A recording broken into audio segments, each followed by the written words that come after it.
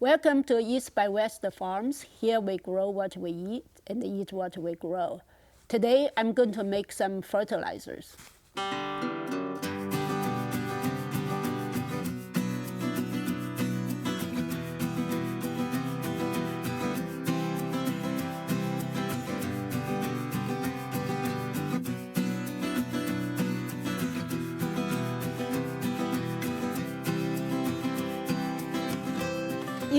In front of me, in this jar, glass jar here, I have some of the fertilizer that I made maybe during summer. It's fat and animal product that I trimmed off the meat before cooking. I put it in here and seal the jar and let it sit over here. Some of you guys probably say, oh no, you cannot compost meat product. You can. The meat product composting or decomposing is different from green carbon stuff like leaves and tree branches. For the carbon stuff, you need to create the aerobic environment. The bacteria that decompose the meat works in the anaerobic environment. That's why I put it in a jar. Now that we have the chickens and we are actually harvest the chicken whenever the rooster starts making trouble in the coop, we get a lot of meat product like the guts that we don't eat and also the feather from the chicken, from the rooster. To make the fertilizer or to compost the meat product, all I'm going to do is use a 5-gallon bucket and have a nice cover to tightly seal it to create this anaerobic environment. I just dump this in there.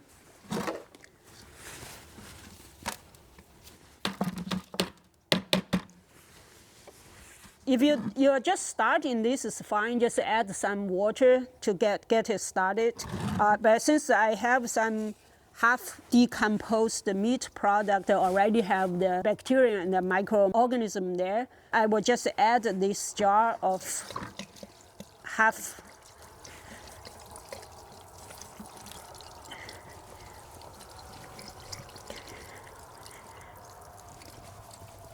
Okay, well, that's probably enough. This stuff is still hard to get out.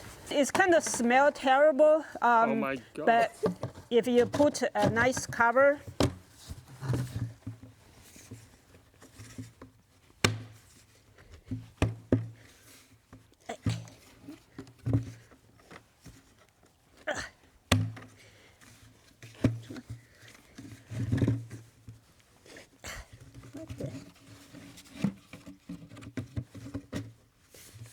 and then I just leave it for 6 months or so. Ideally, I want to wait until after summer because over here in Texas, summer outside could be very hot. I will leave it under the sun and that will create a very hot temperature in there to kill off the bad bacteria. When it's fully decomposed, it's almost like liquid. You cannot differentiate whether there's a feather or meat or anything like that. Just very kind of gooey liquid. Then I will either mix it with compost or mix with kind of coffee grinds. Then I can use it as a fertilizer. Because it smells bad, typically I will just bury it underneath a plant. When I transplant, I will dig a hole,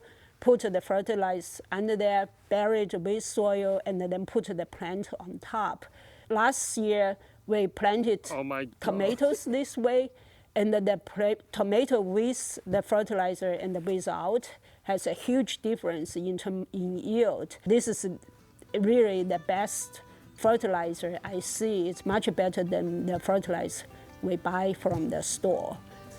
In this video, I showed how I make fertilizer out of meat byproduct.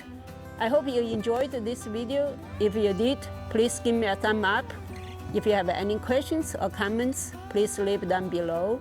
If you have not done so, please hit the subscribe button to follow our journey with the East by West farms.